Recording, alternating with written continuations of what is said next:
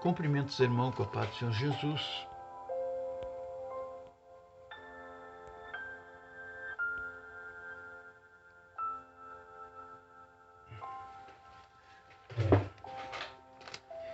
Hoje nós estaremos estudando a nossa lição, que é número 6, Neemias reconstruindo o templo. A nossa revista da Escola Dominical de Adulto tem como título O Princípio Divino em Tempo de Crise, as reconstruções de Jerusalém e o avivamento espiritual como exemplo para nossos dias. Nosso comentarista da nossa lição é Eurico Bergstein. Então esse é o nosso comentarista da nossa lição.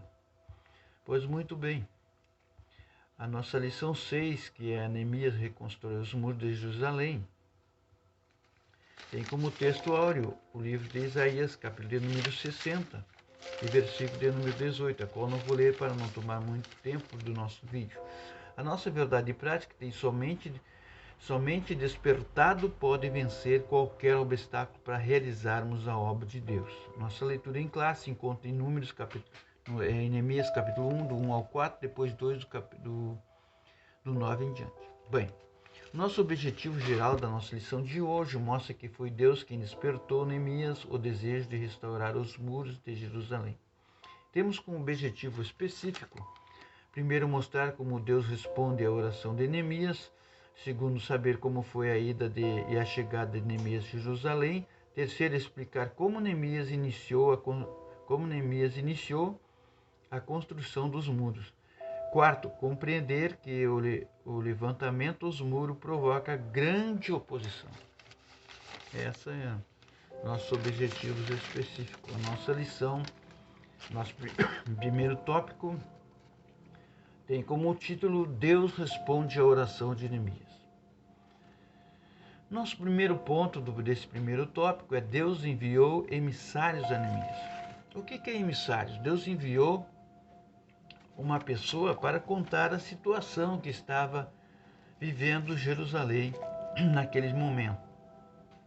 Então Deus enviou até inclusive esse enviado aí para falar com Neemias, era o próprio irmão dele. O nome do irmão dele,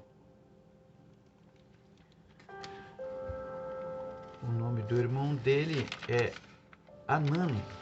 Então, o Anani, irmão de Neemias, foi até Neemias para conversar com Neemias e contar a situação que estava vivendo Jerusalém naquele período.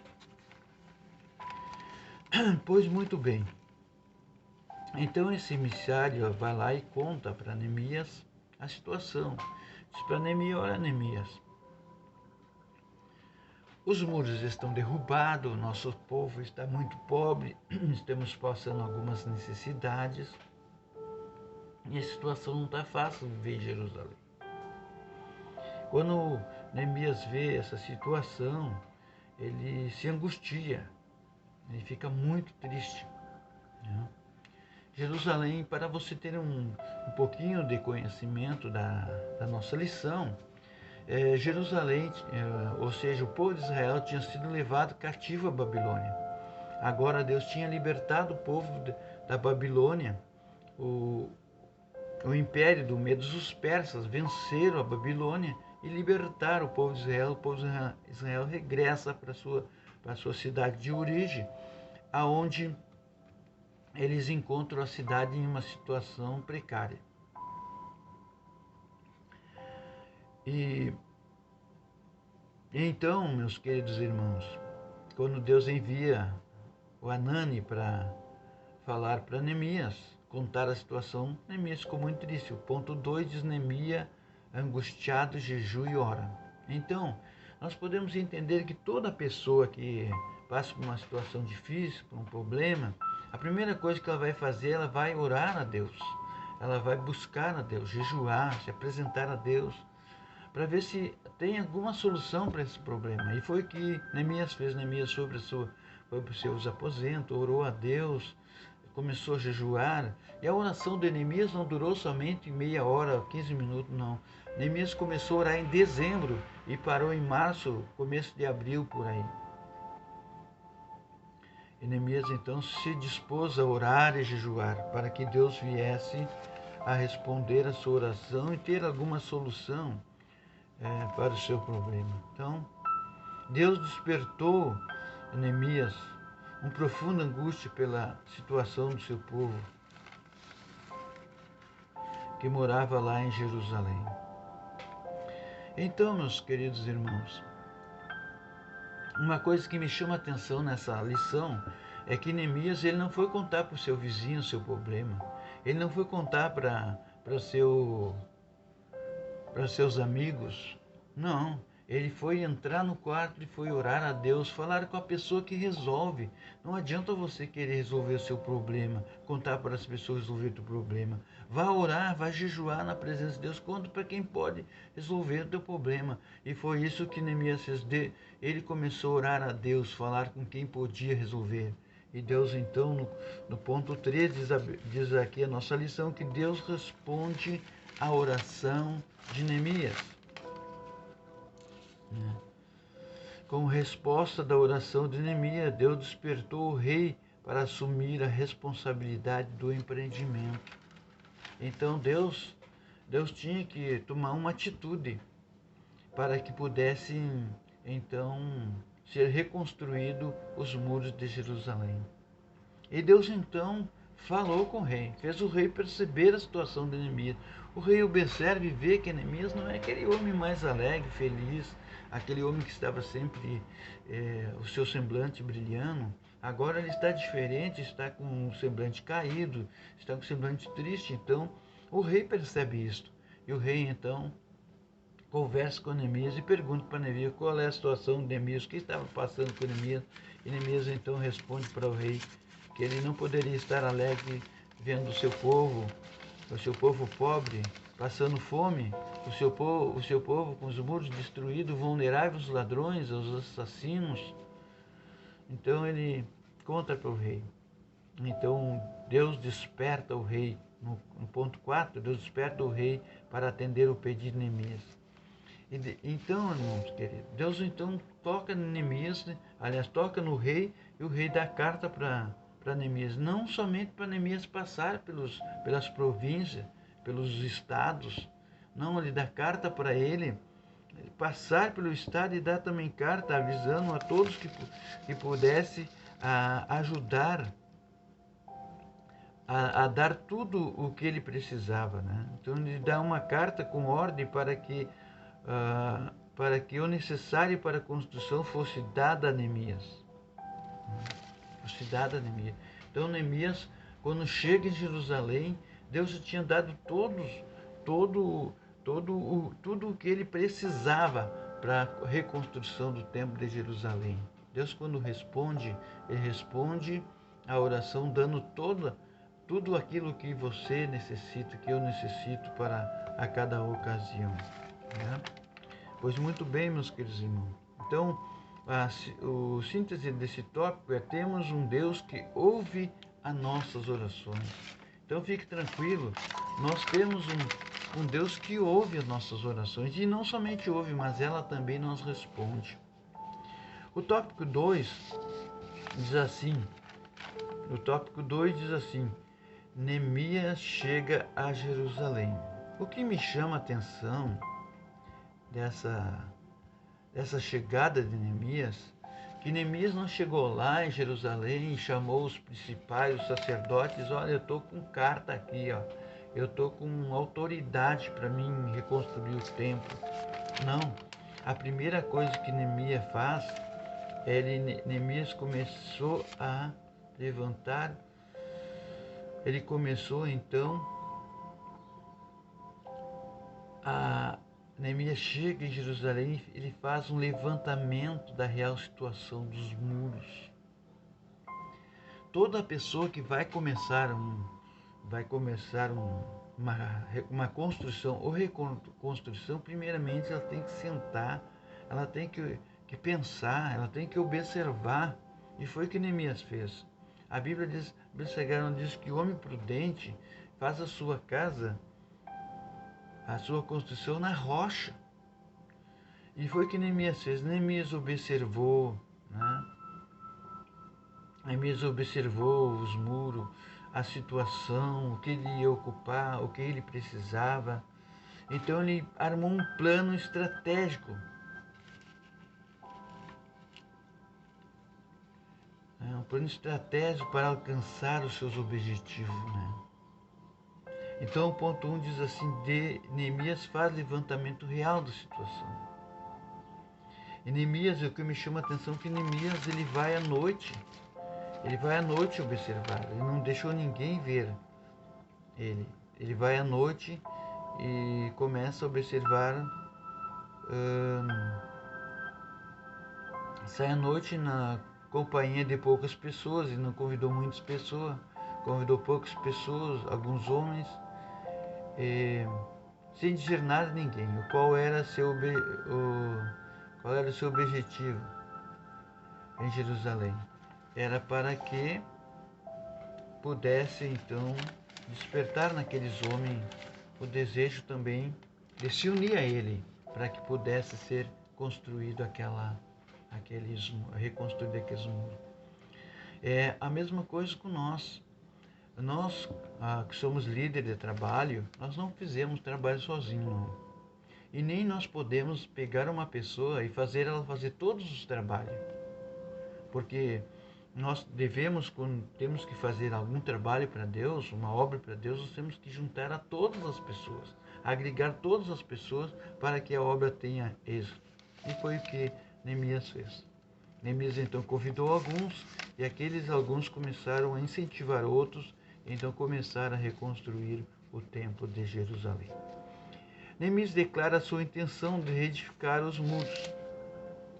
Então, depois de ele ter observado, depois de ele ter conversado com aquelas poucas pessoas juntaram mais, então ele junta o pessoal todo de Jerusalém e começa a contar a história dele. Começa a contar, olha, eu estava lá no Império dos Medos dos Persas, eu trabalhava com o rei, eu era copeiro do rei. E aí o que aconteceu? A Nani foi lá e me contou a situação de vocês. Eu fiquei muito triste, muito angustiado, comecei a orar a Deus, e Deus usou o rei para que pudesse me dar todos o necessário para a reconstrução do templo. Então, aquelas pessoas que estavam ali, ao ver o projeto daquele homem, ao ver o desejo daquele homem, o amor que o homem tinha pela nação de Jerusalém, pela cidade de Jerusalém, então o pessoal se juntaram a ele e foram então reconstruir o templo.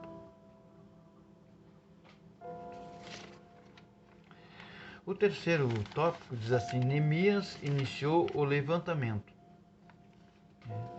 O ponto 1, o plano de Neemias dividiu as tarefas. Aqui que me chama a atenção que Neemias, ele distribui as tarefas. E o que me chama a atenção de um líder, que o líder tem que observar os seus colegas, os seus companheiros, e saber qual a utilidade que aquela pessoa vai ter para aquele objetivo, para aquele trabalho, né? Então, qual era o plano de Neemias? Dividir as tarefas. Ele dividiu as tarefas e não fez sozinho. Ele não deu só para uma pessoa fazer o trabalho, não. Ele deu para cada um cooperar. Alguém levava um tijolo, outro levava massa, outro levava uma água, um café. Cada um levava alguma coisa para a construção, e assim começaram então a construção do templo. 2. A tática de Neemias. Ele colocou todos os judeus na obra da edificação. Então, todos da nossa congregação têm o direito de trabalhar na edificação do reino de Deus na terra. 3. A união dos judeus ficou ameaçada. Então, sempre quando você for fazer uma obra para Deus, um trabalho para Deus, você tem que ter ciência de que sempre você vai ter sempre você vai ter alguém que venha, alguém que vai querer impedir o seu trabalho.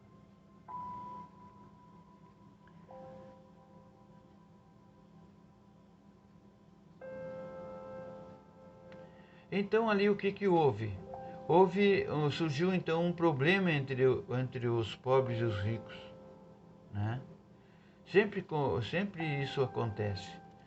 O rico queria uma coisa, os pobres queriam outras e assim por diante. Mas Neemias contornou a situação.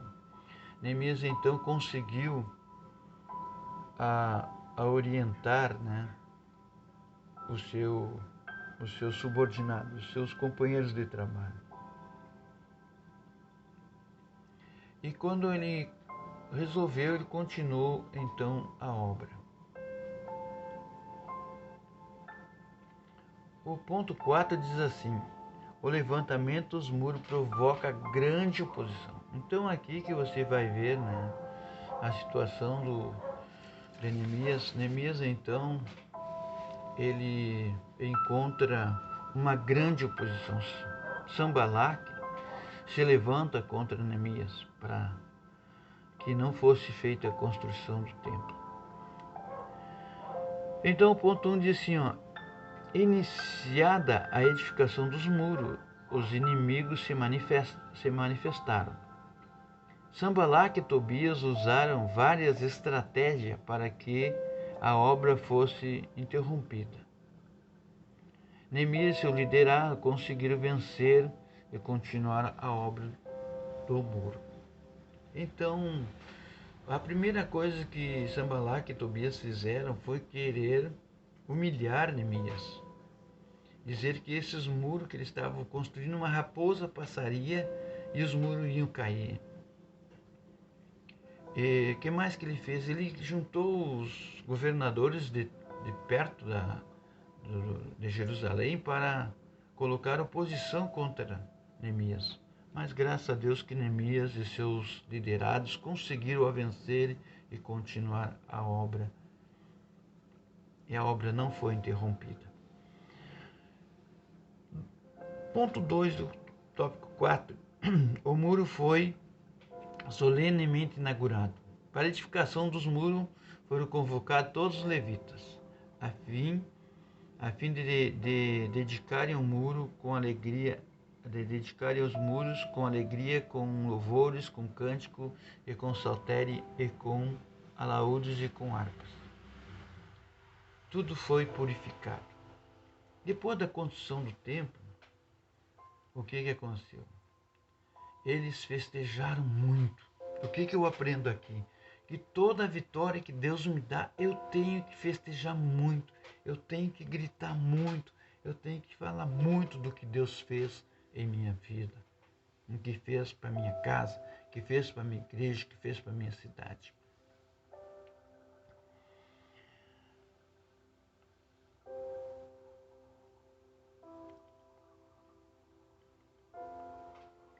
Tópico 6. Os muros trazem ensino simbólico importante. Ponto 1. A Bíblia fala da salvação com os muros. Com esses muros levantados, nunca mais se ouviria de violência na tua terra. Isaías 60:18. Com esses muros levantados, a nossa cidade será forte. Então aqui nós aprendemos que os muros põem delimitação aos nossos inimigos. Os muros é um lugar de segurança para nós. Os muros,